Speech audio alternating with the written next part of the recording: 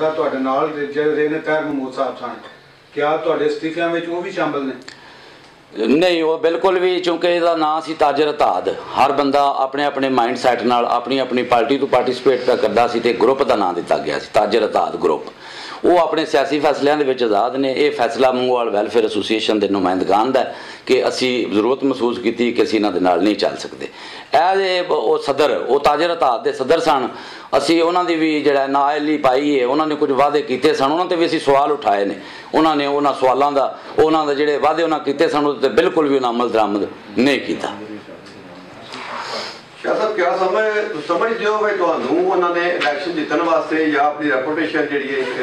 Improve करने वास्ते तुहानू ताजर अताद बना के यूज़ किया गया? तुहानू देखो, ये चीज़ां सियासत में रफे आखिर नहीं होंदियां, हर बंदा यूज़ होता है, लेकिन ये सानू भी इस चीज़ का पता सी, लेकिन असीं जमहूरीयत की खातर जिहड़ा ना एक डगर चलान की खातर असीं उन्हां दे इस नाल उन्हां दे नाल असीं कीता है। जबकि साडे तो उन्हां दे इख्तलाफ जिहड़े सन पहले दिन तो है सन, जिहड़े अज वादे पे हुंदे ने ना, ये चीज़ां है सन। असीं चाहते हैं एक साफ सुथरा फलाही माशरा जिहदे विच लोकां नूं सहूलत लभे, आम आदमी तक उहदे जिहड़े ने वो समराज जाण ते आम बंदे नूं दा फायदा होवे, ते जिहड़ा तबका वो मुतासर है, जितना भी तबका मिडल है या वो छोटा तबका है उहदे तक जाए। वो साडा, क्योंकि साडा वैलफेयर माइंडेड असीं लोग हाँ, खिदमत खलक नाल साडा तल्लक है, इहनूं असीं इबादत भी समझने आ, इहनूं ही अपना तरीकाकार असीं इंशाअल्लाह पहले भी बनाया, अगों भी असीं यही। सवाल है मैं ऐड करना गल जिहड़ी तुसीं गल कीती है ना, उहदे च ऐड करना है कि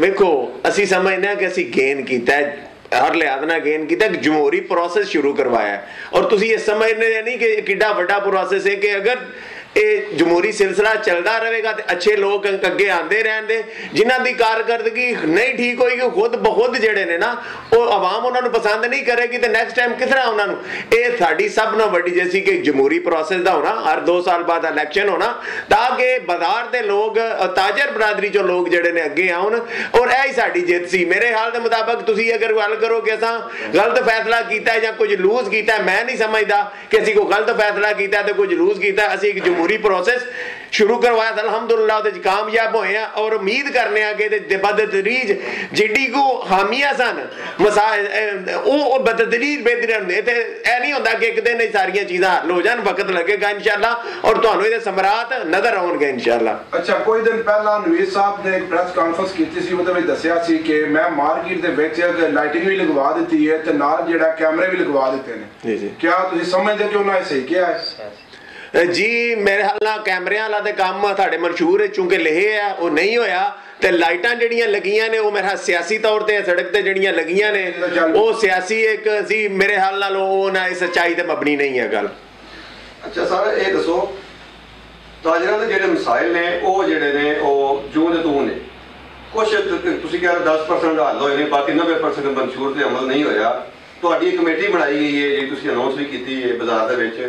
वो मसाइल हल करने वास्ते फंड्स की भी जरूरत है, वक्त की भी जरूरत है, और कानूनी मुआवजत की भी जरूरत है। ये सारा प्रोसेस ये सारा काम तुसीं किस तरह मैनेज करोगे? फंड्स जो लाने पेंदे ने मंशूर ते अमल करने वास्ते वो तुसीं अरेंज करोगे, क्योंकि फंड्स जिहड़े ने वो सियासी जमातां ही देनियां ने,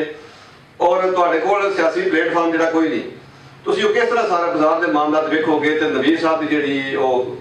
काम है उन्हां दा, तुसीं उन्हां दे मंशूर ते जिहड़ा रह गया वो मुकम्मल करके ते अवामी हिमायत जिहड़ी तुसीं वो ताजरां दी हिमायत जिहड़ी हासिल कर सकदे। देखो असी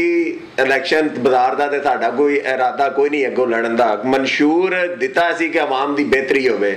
मंशूर अमल दरामद जिहड़ा है वो असी करवा ही सकने हैं। साढ़े कोल केड़ा ना को ताकत है ना ना ये सदर कोल को ताकत अख्तियार है, को ऑफिशियल सरकारी ओहदा ध्यान नहीं, ना इनू फंड लभदे ने, ते असी हलाकी तौर ते ताजर बरादरी दे नाल खड़े हां। उन्हां नू जिथे साडी मदद की जरूरत होवे वो आंदे ने, असी उन्हां दे नाल खड़े होवांगे। उन्हां दे जेहड़े कोई मसाइल ने उन्हां नू हल करने, जो असी उन्हां नू मदद की जरूरत हो भी फराहम करांगे। नवीज साहब भी यही कर रहे ना, की कर रहे ने मैनू दसो? वो कोई वखरी हाँ 2-3 जेहड़े काम होए ने बाजार च टाइलां लगियां ने, वो एक सियासी एक इनिशिएटिव थी, लेकिन असीं तारीफ करने कि सफाई हो गई, अच्छा साफ सुथरा हो गया, लेकिन बाजार असल मंशूर तो हट के जिहड़ा ना वो चलिया जा रहा है। ते असीं कोशिश करांगे कि